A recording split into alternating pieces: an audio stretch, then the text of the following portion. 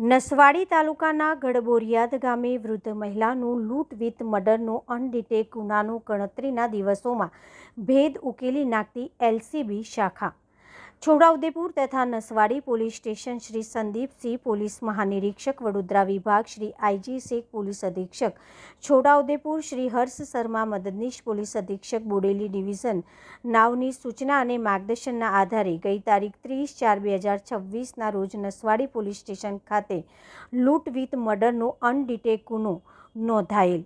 જે ગુનાની હકીકત એવી છે કે નસવાડી તાલુકાના ગડબોરિયાદ ગામે રહેતા દસરીબેન વાઇફ ઓફ ભીમાભાઈ રણજીભાઈ ભીલ ઉંમર વર્ષ 75ને તેના રહેણાંક છાપરામાં કોઈ ઈસમે માથાના ભાગે કોઈ હથિયાર વડે ઈજાઓ કરી તથા બંને પગોના પંજા એડીના ઉપરના ભાગને કોઈ તીક્ષ્ણ ધારદાર હથિયાર વડે કાપી પગથી છૂટા પાડી મરણ જનારને તેના બંને પગમાં પહેરેલા આશરે 500 ગ્રામના ચાંદીના 2 કડલા જેનું કુલ વજન આશરે 1 કિલોગ્રામ જેની હાલની કિંમત ₹2,50,000 ગણી શકાય તે ચાંદીના 2 કડલાની લૂંટ કરી મરણ જનારનું સ્થળ ઉપર મોત નિપજાવી નાસી જઈ ગુનો કરેલ હોય જે અંગેની ફરિયાદ મરણ જનારના દીકરા અતુલભાઈ ભીમાભાઈ ભીલ ઉંમર વર્ષ 52 દવાખાના ફળિયા ગડબોડિયાદ તાલુકો નસવાડી જિલ્લો છોટાઉદેપુર નાઓએ નસવાડી પોલીસ સ્ટેશનમાં જે અનડિટેક ગુનો ડિટેક કરવા સારું ઉપરી અધિકારી શ્રી નાઓની મળેલી સૂચના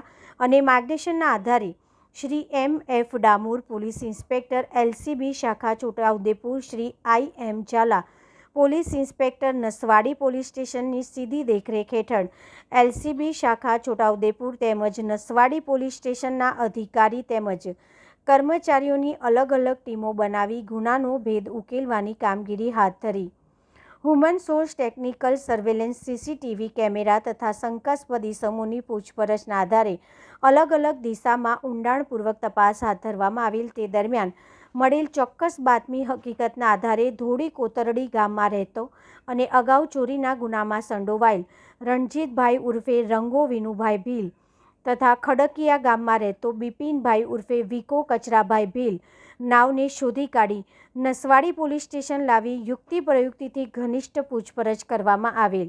તે દરમિયાન તેઓએ આ ગુનો આચરેલ હોવાની કબૂલાત કરતા તેઓ બંનેને તારીખ 1/5/2026ના રોજ કલાક 22:15 વાગે અટક કરવામાં આવેલ છે અને આ ગુનામાં લૂંટ થયેલ મરણ જનાર ચાંદીના 2 કડલા જેનું વજન આશરે 1 કિલોગ્રામ જેની હાલની કિંમત ₹2,50,000 ગણી શકાય તેને રિકવર નર્મદા જિલ્લાના તિલકવાડા તાલુકાના નામલપુર ગામમાંથી રણજીત નામના વ્યક્તિના ઘરના ખેતરમાંથી નાની કોટરીમાંથી 2 ચાંદીના કડલા મળી આવેલ છે અને આ ગુનાની વધુ તપાસ હાલ ચાલુ છે।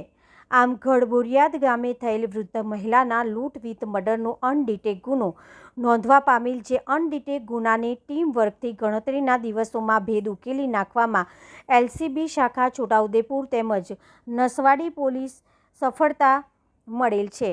પકડાયેલા આરોપીના નામ સરનામામાં 1 રણજીતભાઈ ઉર્ફે રંગો વિનુભાઈ ભીલ ઉંમર વર્ષ 27 ધંધો મજૂરી રહેઠાણ નિશાળ ફળિયા ધોળી કોતરડી તાલુકો નસવાડી જિલ્લો છોટાઉદેપુર જ્યારે બીજા આરોપીનું નામ છે બિપિનભાઈ ઉર્ફે વિકો કચરાભાઈ ભીલ ઉંમર વર્ષ 56 ધંધો ખેત મજૂરી રહેઠાણ લુહાર ફળિયા ખડકિયા તાલુકો નસવાડી જિલ્લો Chhota Udepur.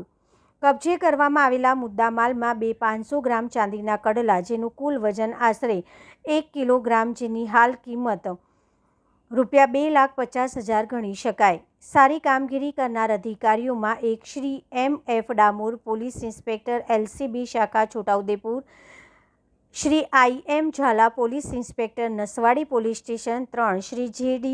Rathod police sub inspector LCB શાખા Chhota Udepur 4 Shri V.N. Chavda police sub inspector LCB શાખા Chhota Udepur 5 Shri V.P. Gohil police sub inspector Naswadi police station અને 6 Shri V.N. Tadvi police sub inspector Naswadi police station.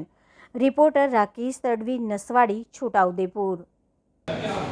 29 तारीख अप्रैल 2026 को नसवाड़ी तालुका के गड़बोरियाद गांव में एक मर्डर का बनाव बना था जिसमें लूट भी हुई थी।